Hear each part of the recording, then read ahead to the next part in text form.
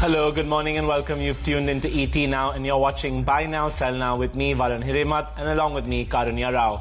Let's take a look at the markets. What's particularly encouraging this morning is that after a 400-point fall nearly on the Dow as well as a reasonable slide on the S&P and Nasdaq, we're holding fort above 14,100. One might have assumed that we would fall very much in line, but compared to the drastic fall we saw in the US, I'd say we're definitely holding our ground. All your indexes are pretty much flirting with negative territory. The bank index goes back and forth. It's currently around 0.01% in the negative. The auto index is perhaps the biggest loser on my screen, 1% down nearly there. The midcap index also today down 0.1%, not much, but definitely in the red. In terms of what's doing well, Axis Bank, your top gainer on the Nifty, HDFC and an HDFC Life. So some financials and insurance names creeping up there in terms of the top performers. And then you also have TCS and Wipro as one of your top performing stocks on the Nifty. In terms of what's losing, the only financial I can flag off today is Bajaj Finance. That seems to be taking it on the chin. Rest seem to be holding fort. You have a Tata Motors, which is a top loser on the Nifty, an ONGC and an IOC and a Hindalco also, which are definitely facing some serious pressure today. In terms of some other indexes that may just be interesting, the small cap index, interestingly, is up 0.3%. The mid cap index is also holding fort. So really, we're only experiencing pressure in two pockets. One is auto, and then the second is the metal index today. The biggest loser, 1.61% down. So this rally we've been seeing in metals with steel stocks, definitely cooling off today. And then, the PSU Bank also today 1% down, taking it on the chin. Back to you, Karunya.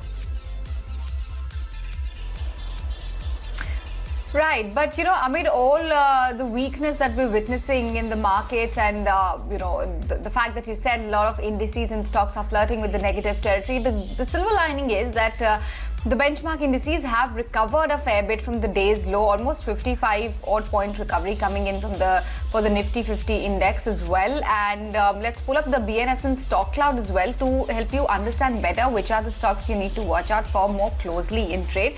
First up, National Fertilizer, definitely bucking the trend. This one has achieved highest ever production of close to 10 lakh MT urea in the quarter gone by, which is Q3 of FY21. The urea business is something that has been significantly improving over the last many months now. Moil, another stock from the metals pack that's bucking the trend. Right now it's up a solid 1.5%. They've signed an MOU with GMDC for joint exploration for manganese bearing areas, and that's the reason the stock is in focus today. Bajaj Finance, as we flagged off, definitely sulking in trade. The Q3 update hasn't been very weak. Definitely customer franchise stands at 46.3 million. They've acquired 2.2 million new customers in Q3 of FY21. New loans booked during Q3 at 6 million versus 7.7 million YOY. There you have it. That's definitely a bit of a drop there, but on a QOQ basis, it has been 3.6 million. So sequentially, there has been a smart improvement even for new loans. AUM stands at 1.44 lakh crores. Moving on, KNR Constructions, a small cap name. They've backed Chennai Kanyakumari Industrial Corridor project. The amount of the order is 600 crores, and that's the reason why it's made it to our list today for stocks to watch out for. GAIL, in the meantime, Morgan Stanley maintains an overweight stance on the stock. The target has been up to 161 rupees a piece, and they see tailwinds from higher oil and LNG prices for this one. Aurobindo Pharma, Credit Suisse says that this company has multiple tailwinds in the near term. Strong contender for top 4 large products in the bulk drug PLI scheme. You also have RBL Bank. CLSA has initiated coverage, target at 330 rupees a piece. They're building scale in profitable segment. They're going through transformation, and that's something that keeps CLSA positive on this one. And finally, you also have a Wonderla Holidays, which is looking good in trade. Hyderabad Park is set to reopen this weekend. SAIL, a stock from the metal universe that's bucking the trend. JP Morgan says relentless price increases could drive another round of earnings upgrades. Tata Steel and SAIL, according to JP Morgan, is best positioned to benefit from this. There you have it, all the key stocks to watch out for in trade as far as the buy now, sell now stock clouds is concerned. But let's pull up a stock that has been the cynosure of all eyes, and in fact in yesterday's trading session itself, it did see a good 10% run up. Today the stock of course is trading flat, keeping in line with the entire market mood, but I'm talking about steel strips. Good gains coming in. 18% is how much the stock has zoomed in the last 1 week. It's leading designing and manufacturing company for automotive wheels, both in steel and alloy category. They cater to a wide range of domestic as well as global automakers. In fact, they have a 50% market share for PVs, 53% for CVs, 15% for tractors, and more than 70% in the OTR segments. They have a combined manufacturing capacity of a good 20 million plus wheels per annum. They have a fair amount of exposure, like I said, to PVs, followed by CVs, tractors, and alloy wheels. December sales, that was the key trigger for yesterday's fantastic up move. They achieved a total wheel rim sales of close to 13.5 lakhs, which implies a 13% uptick YOY. Their gross turnover has been up almost 15% year on year. Alloy wheel segment has posted highest ever sales in the month gone by. You also have alloy wheel sales grow by almost 500% in terms of volumes. Management commentary also continues to be quite optimistic despite the massive revenue loss in the first 2 months of this fiscal. They said they will be able to reach the revenue of last year. There's a very strong revenue visibility coming on the back of alloy wheels, exports. Alloy wheel could contribute to 3x volume and revenue growth this fiscal. They're confident of outpacing the Indian auto growth trend. So they want to, and they are very optimistic that they will outperform the industry trend. The key triggers, well, firstly, there's an oligopolistic market that they operate in, which gives them a solid command over the entire market space. Optimum capacity utilization driven by recovery could aid profitability. They can also capitalize on the upcoming opportunity in the wake of rising demand for both steel and alloy wheels. And as far as the rising commodity prices are concerned, given the command that they have in the market that they operate in, they could easily pass through the price. So that shouldn't be a problem at all. They're well positioned to capitalize on exports opportunity. Import substitution is definitely that the government and the industry is also pushing on. So they could be a big beneficiary on the back of that. And high margin alloy wheels as well. That's something that could be a key trigger to improve their bottom line performance. So Varun, all in all, looks like there are a lot of tailwinds in place for this one. And the kind of run-up it has seen definitely has garnered a lot of interest from the street as well.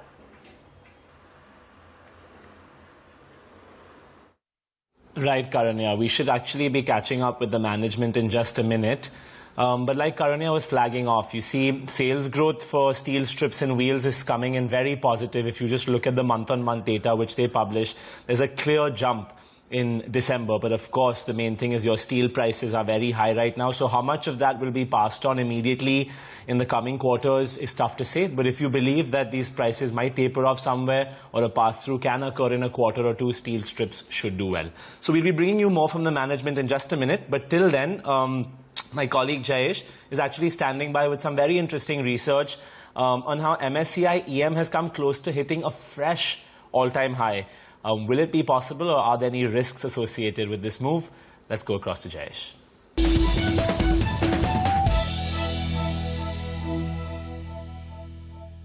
The MSCI Emerging Markets Index has rallied over 75% to trade just about 3% away from its lifetime high level. As you can see on the screen, it is just about 3% away from its 2007 high. That is courtesy the robust emerging markets performance that we've had all throughout 2020 and the stellar recovery also that the markets have posted for themselves. So you have the South Korean benchmark that gained about 32% in last year. However, it more than doubled for itself from its 52-week low. Similar was the case for India as well, 15% return on the index level, but it still managed to do more than 85% from its 52-week low. The Taiwan index as well as the MSCI EM index both have rallied about 75% from their 52-week low And lastly, you have Chinese equities that have rallied about 32% from their 52-week low and also posted a double-digit return for 2020 itself. Which also brings me to the point, how are the valuations looking like on the index level? India, of course, as we all know, trades at a slightly expensive level. 29 times is the 1-year forward PE for it. Taiwan at about 17.5 times, while you have the MSCI EM basket that trades at nearly 16 times.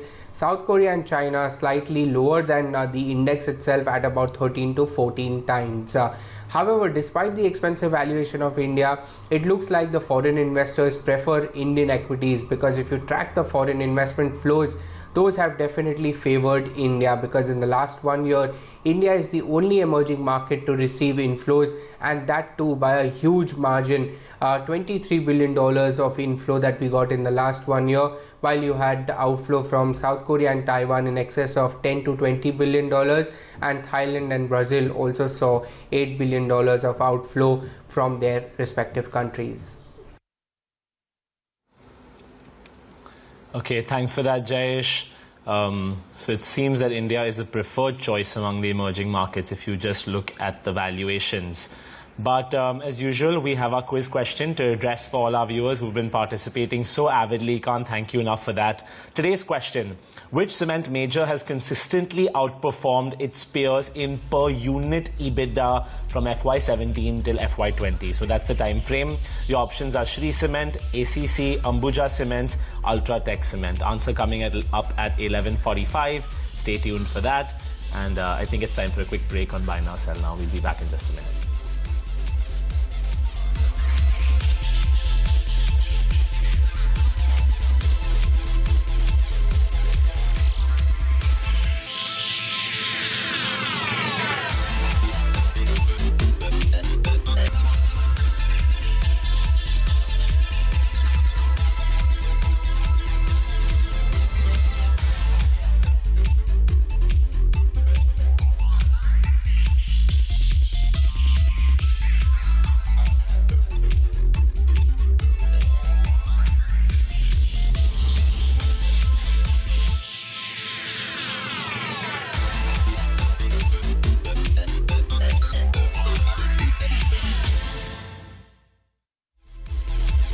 Watching Buy Now, Sell Now. Let's touch base with our guests on the show today, Kunal Bothra as well as Rajesh Agarwal, for technicals and fundamentals respectively.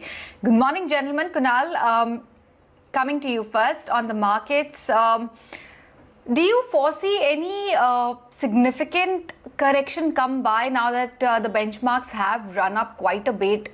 Nifty once again has recovered today itself, while the global handover was quite weak. But do you foresee any concerns over the near to medium term?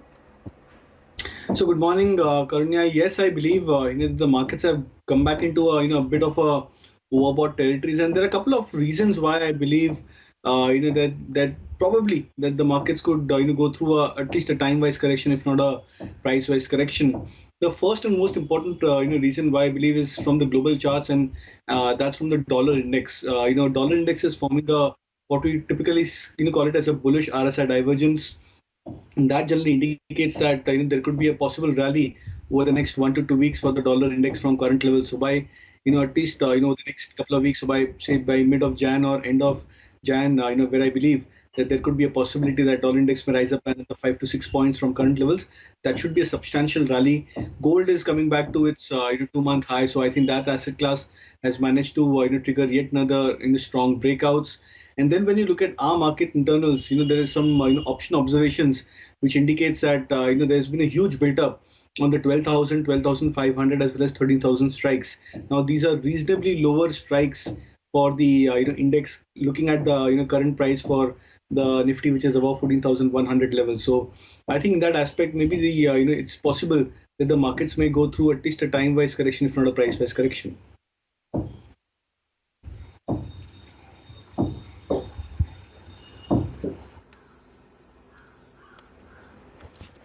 Okay, so what are the high risk and low risk ideas you have for us today? Well, I'll still go with a couple of buy calls because of the stock specific momentum which is still there into individual names, but the stop losses have been extremely tight for these stocks. First one is Aban Marico, the stock heading towards a swing breakout. Yesterday we saw the stock breaking out of good volumes. Today it's more or less like a continuation up move for Marico as well.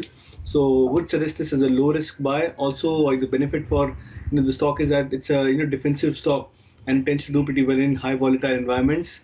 So Ban Marico targets of 440, stop loss to be kept at 410. The second would be a Ban IndusInd Bank. Now this could be a high beta or a high risk trade. I'm sensing that the stock is forming a bullish flag pattern. It's more visible on the hourly chart time frame. And the breakout for IndusInd Bank is around 907, 906 mark on the spot level. So would suggest a buy in IndusInd Bank for targets of 960 and stop loss could be kept at 870.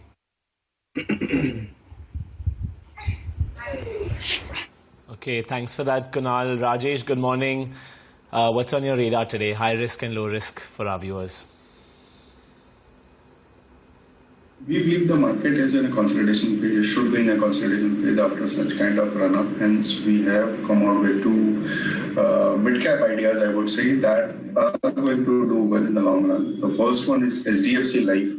The basic point is there is a low penetration of insurance as a product in our country, and the scope is huge.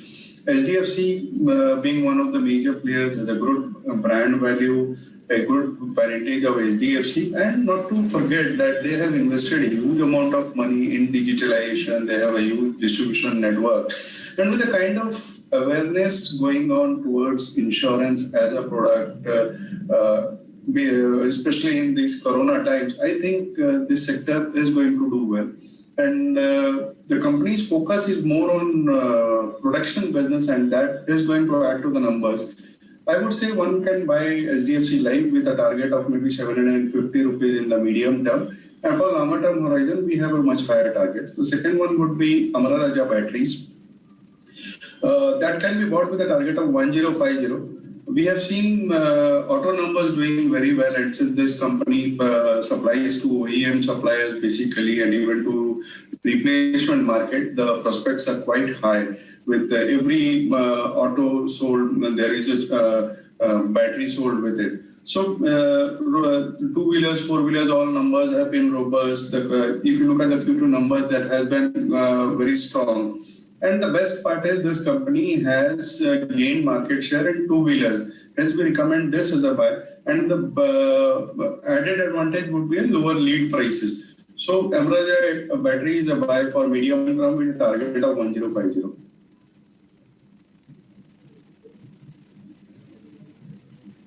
Thank you both for sharing your picks with our viewers. Let's now move on to our queries. We have a lot of people writing to us all the time, trying to get our opinion on different stocks. This one is from Rushabh of Mumbai. And is Max Healthcare a good stock to buy at current levels? Kunal, what do you think? Max Healthcare, can one enter now? Are the valuations or levels on the charts looking attractive? It's a stock which has limited history, Varun, but I think for whatever history the stock has, it's a stock which has done reasonably well. I think the previous major lows for Max Healthcare was approximately at 100 mark. 97 or 100 was the major lows for the stock, and now it's at 140. It's forming a bullish, pattern on the, short-term time frame charts. I think that pattern could, lead to a potential breakout of, at least a 165 to 175 kind of a target range. So, I think if you're looking at it from a near-term to medium-term view, with a time frame of 3 months plus, then I believe Max Healthcare could be a good, interesting mid-cap bet. 165 to 175 could be a potential target range. Okay, so even with the limited operating history, Kunal's fairly bullish that you can squeeze out another 15-20% from here if you're patient. Rajesh, what about you? Would you concur with Kunal? And then obviously, what's your fundamental view on Max Health? Healthcare as a sector is going to do well, especially the corporate kind of healthcare, and Max is one of them. So no doubt it's also going to do well. But a better pick would be Apollo Hospital, with around 70 hospitals, more than 10,000 beds. The pharmacy business is doing well. They are focused on reducing the debt for which they have sold their insurance business. So I think although the sector is going to do well, Max Healthcare can also be a good bet for medium to long term. But I would suggest going for Apollo Hospital at these range. Even after such kind of run-up, we believe that 10 to 15% upside from the current level is quite possible in the next 2 quarters. So I would say instead of going for Max Health, go for Apollo Hospital.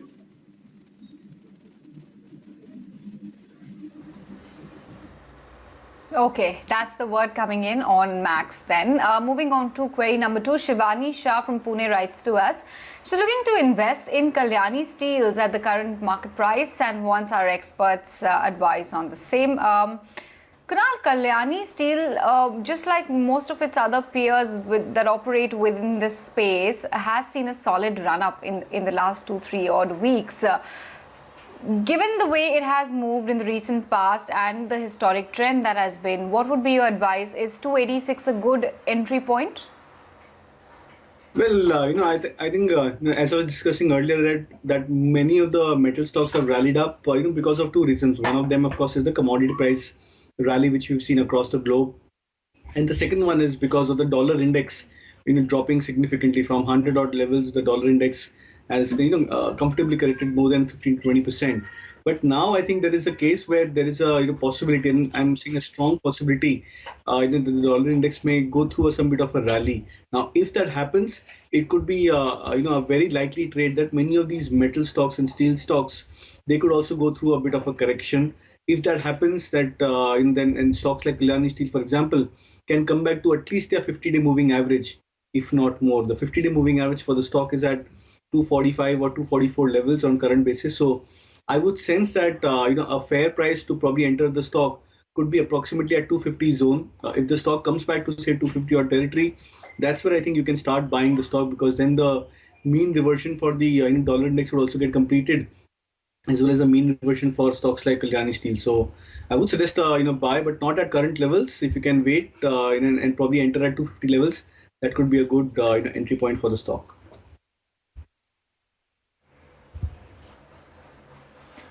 Okay, so 250 seems like a more reasonable price to pay for Kalyani Steels at the current juncture.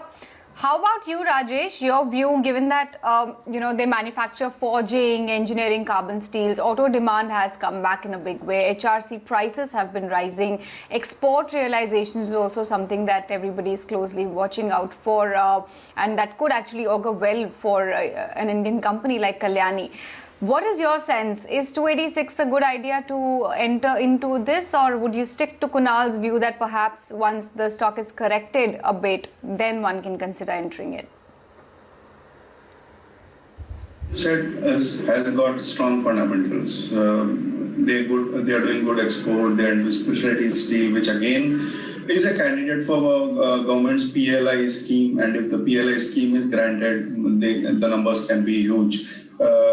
Plus, the added advantage is the company is sitting on 500 crores of cash, which they are going to use for expansion as and when opportunity comes, as per the management. So I think despite the fundamentals are very good, long-term prospects are good, but despite all this, I would concur with Kunal's view that don't rush to buy this. Wait for some amount of correction, enter into the stock and hold for maybe 1 year or 18 months to have good returns. So the company fundamentals are good, but for new entry, one should wait for corrections.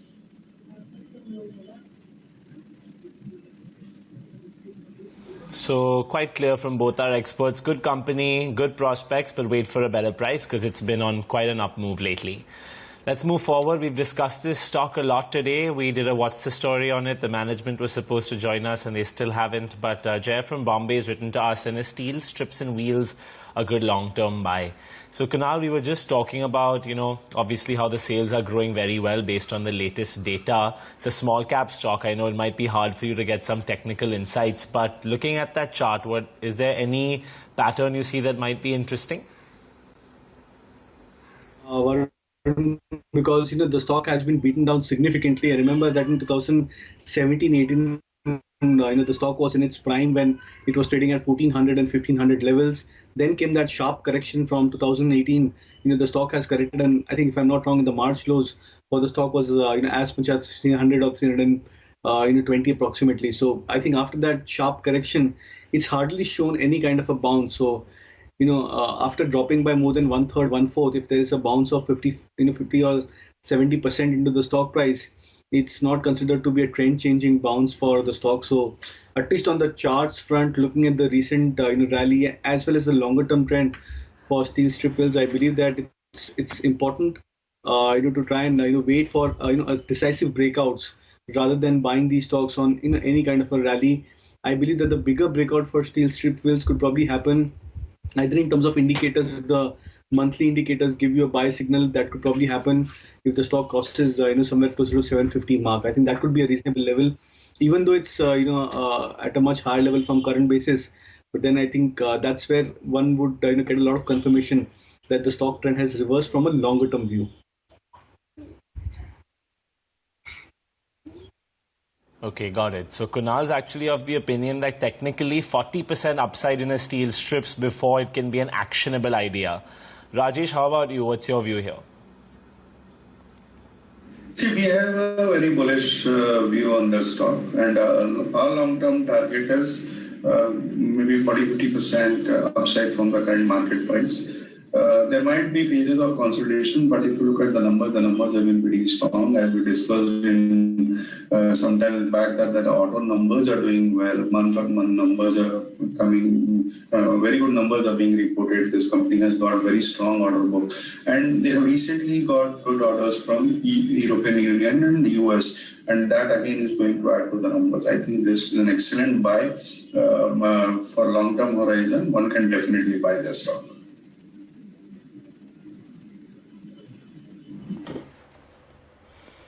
Okay, so it's a thumbs up from Rajesh then on steel strips wheels. Moving on to our fourth email, it's from Ramesh Tiwari. He's based in Mumbai. He is looking to invest in Bharat Rasayan at the current levels and wants our viewers' recommendation on the same. Kunal, coming to you first on Bharat Rasayan. It has seen a good run up in the last 1.5-2 months, right now at 9,600 levels.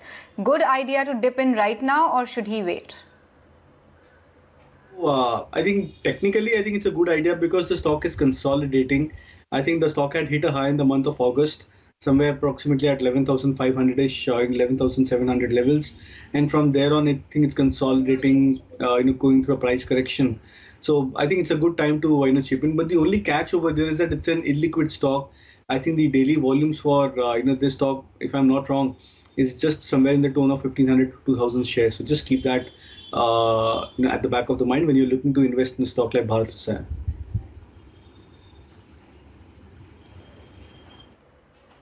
Okay, well, there you have it. Rajesh, your view then on this counter, Bharat Rasayan?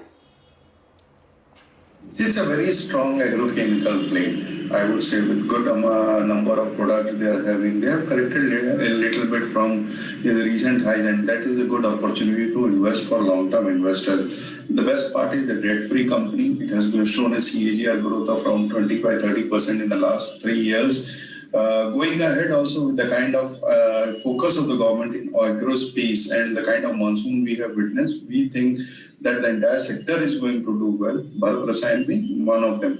But the only problem with this counter, as Kunal pointed out, is low volume. So if you are happy with this low volume and you are, I think long-term investors should not be concerned about this volume game and all.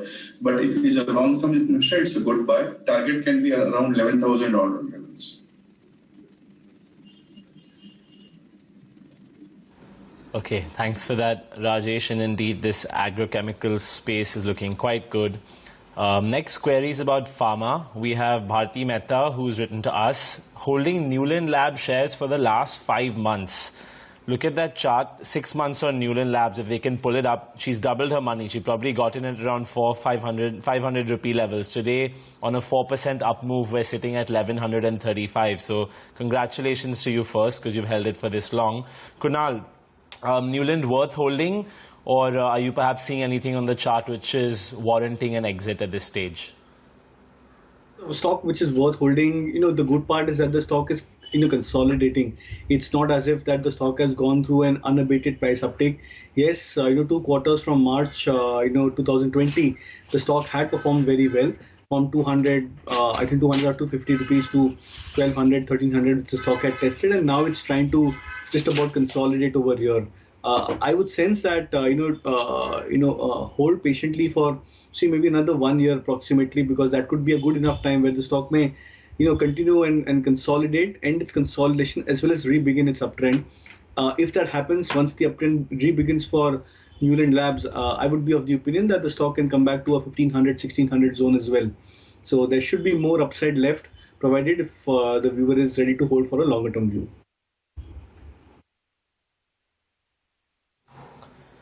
Okay, so long-term charts still very positive. Rajesh, fundamentally also, if you just look at the quarterly performance of Newland, last 8 quarters, they've increased their EBITDA every single quarter, and the margins are also, I believe, at an 8-quarter high at 17%. What's happening at this counter, and do you have a call? It's a strong API play. Not only Newland, we have seen the entire API space buzzing with a lot of companies giving out good numbers quarter and quarter. And we believe that this API story is going to be there for the next 3-4 quarters more. So I would suggest stay along with this counter. And as you pointed out, numbers have been quite good from the last few quarters, and we believe that this performance is going to continue in the next 3-4 quarters. So I would say stay along with the counter. Have a horizon of maybe 12 to 18 months, and in every dip, so one can even consider adding to that.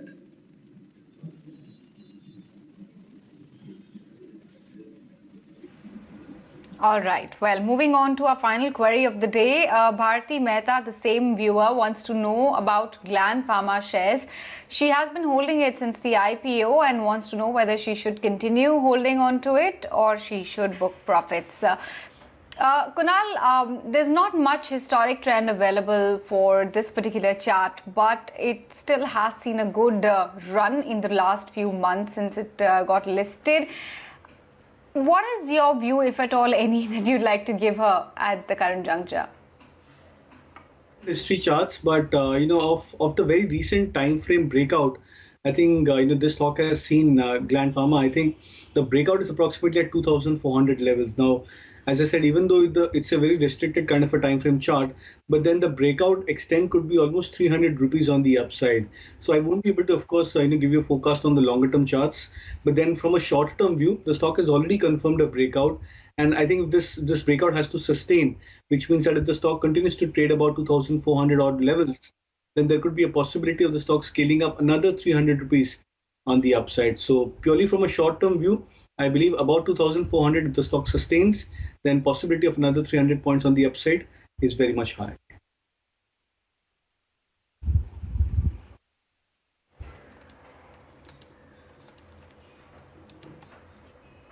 Okay. Rajesh, your view on Gland Pharma and the future growth prospects? Very strong fundamentals. The issue got tepid response because of just one factor, that the promoters were Chinese. But if you leave that apart, the company has good product profile. 82% of the revenue comes from exports. They are into injectables that have very strong entry barriers. I think the long-term prospects are very strong. One should definitely stay on with the stock. If there is no fund issue, one can even add to that.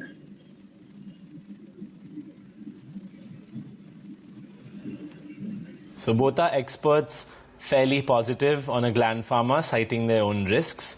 But with that, we're done with our queries for this morning. Thank you to you both for joining us and sharing your perspective, as always.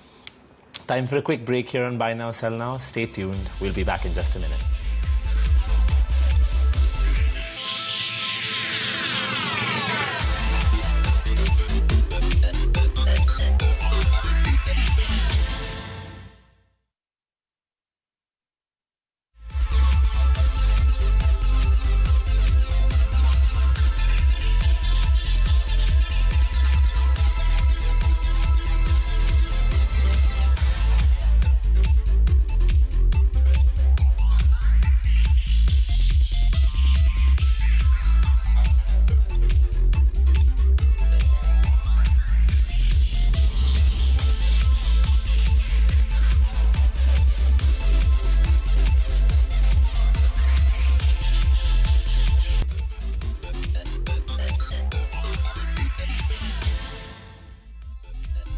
watching Buy Now, Sell Now right here on ET Now.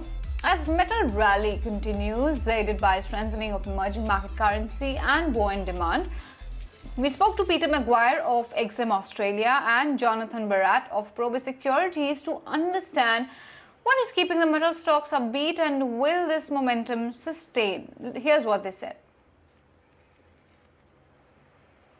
Well, I think it's probably a little bit exhausted to the upside. We've had a very, very strong rally over the last 3 months. China's come out of the COVID crisis with all guns blazing, and they've seemed to be in a far better position than nearly any other country in the world. So if I'm looking at it from a big picture theme, we've seen a very, very enormous move also with the softening as far as US, the rebound across pretty much all of the metals. So I think just exhaustion, and let's see where the end of or the rest of January takes us, leading into that the Chinese New Year.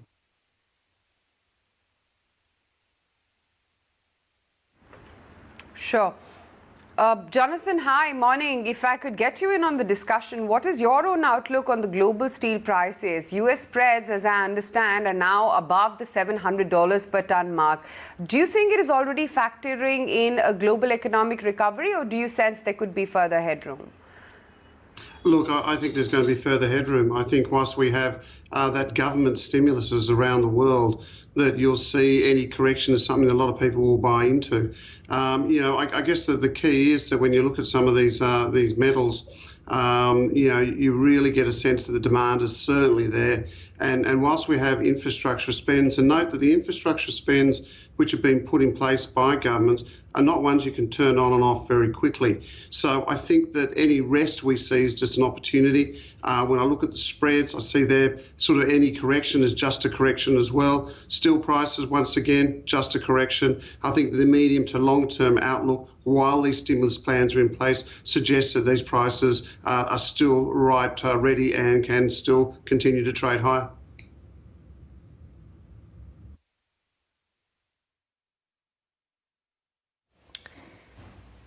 All right. So that's the sort of overall consensus coming in there. But Peter, if we take a look at the kind of outlook now going forward as well, China's steel supply has been quite curtailed, of course. In terms of supply versus demand, what's the picture looking like? I think that, overall supply side, I think that's, all hands are on deck to really meet any demand out there. So I don't really think that we're in any sort of shortfall. We're producing incredible numbers when it comes down to iron ore. And we all understand I think the global positioning that, as Jonathan made reference to, stimulus is going to be front and centre for a number of years to come as we, grind out of the depths of COVID. Okay, so we're heading into earnings season, and there's a lot of interesting updates that need to be discussed. Let's begin. First, before we get to the updates, we have a brokerage note this morning from CLSA on RBL, right? And they've initiated quite a bullish target with 38% upside for RBL at 330 rupees per share. That counter is reacting quite smartly. It's currently up 2% in response to this news. Now, according to CLSA, they're transitioning from their heavy corporate exposure, which we know caused them a lot of problems, into small retail niches, and they're going to grow their retail loan book. That's the first thing. The second thing is diversification via cards business and MFI. So RBL had acquired its cards business from RBS, which they then did a partnership with Bajaj Finance. Today it's the 5th largest cards business. They've also got an MFI book, which is now 70 billion rupees. So that's also quite large. And when COVID credit costs normalize, both these businesses should contribute around 4% plus ROAs, according to CLSA. And also given that the share of these businesses will increase. So by FY23, CLSA thinks MFI plus cards will be 38% of RBL's loan book. So that's just how they plan to diversify.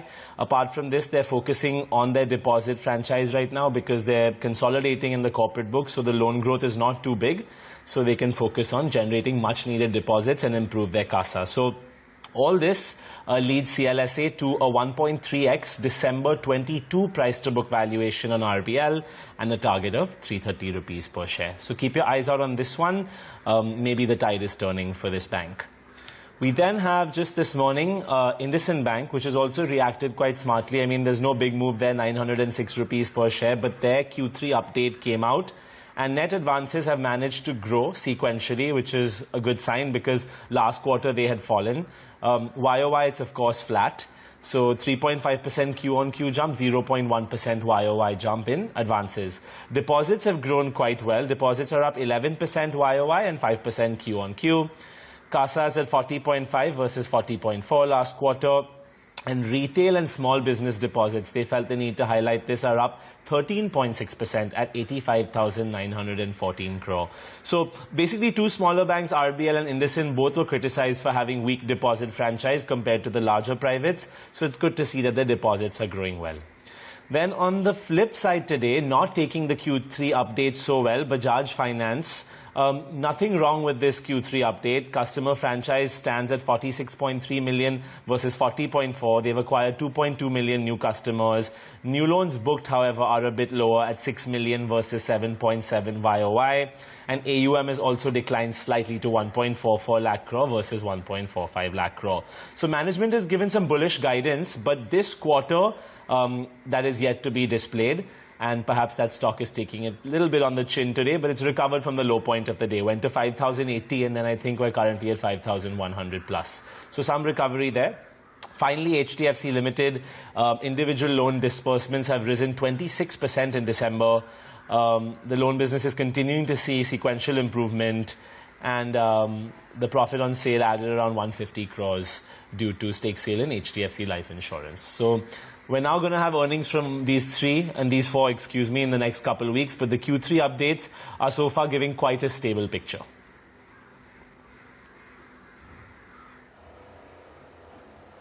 All right. That's the update coming in on a host of banks and NBFCs. But moving on to our quiz question for the day. Which cement major has consistently outperformed its peers in per unit EBITDA from FY17 to all the way to FY20?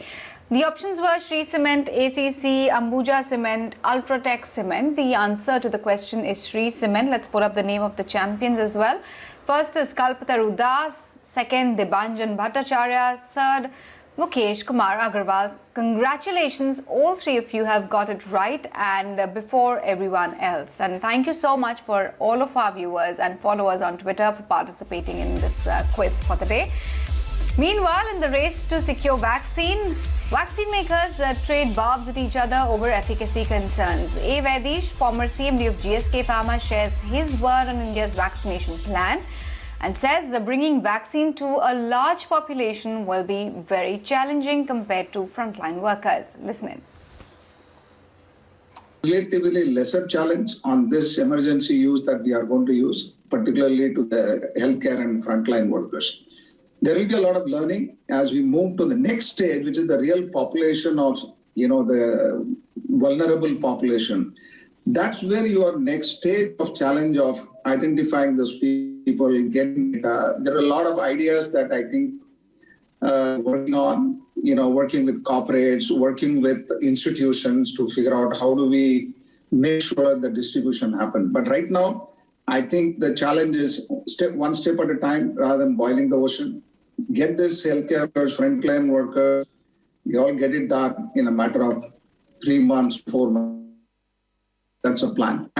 Personally, I'm not sure that a challenge because we have seen the pediatric vaccine is being done very well in our country. Mass program. So I think we should be on a front foot on this.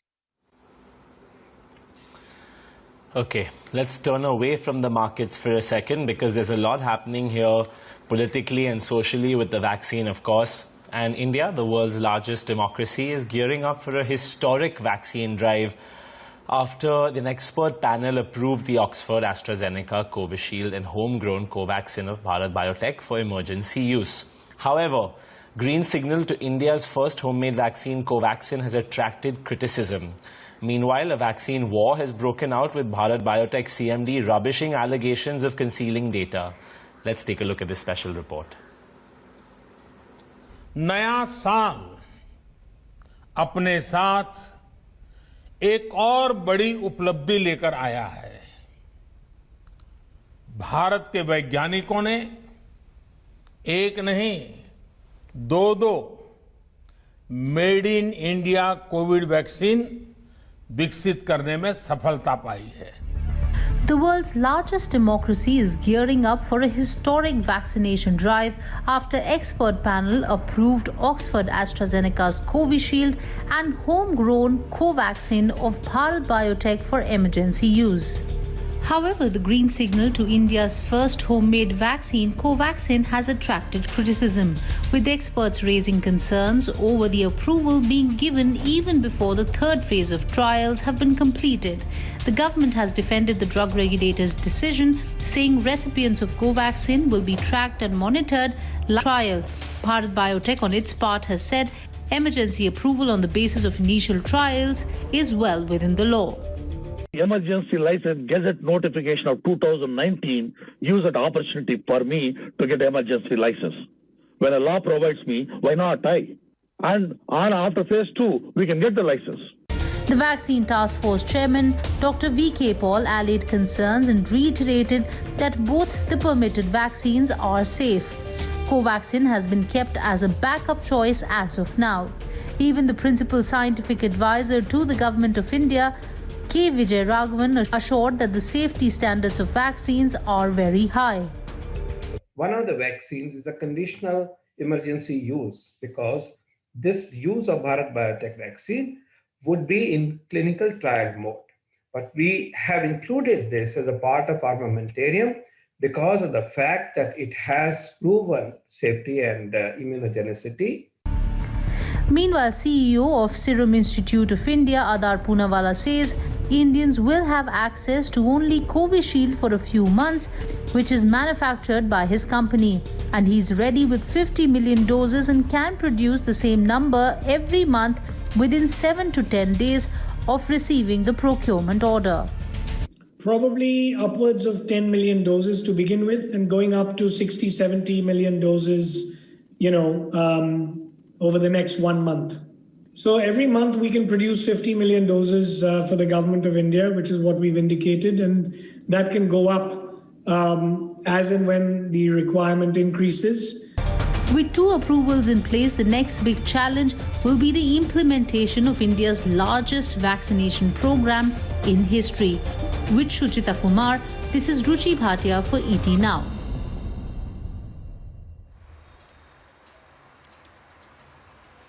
With that, we're wrapping it up on Buy Now, Sell Now. Thank you so much for tuning in.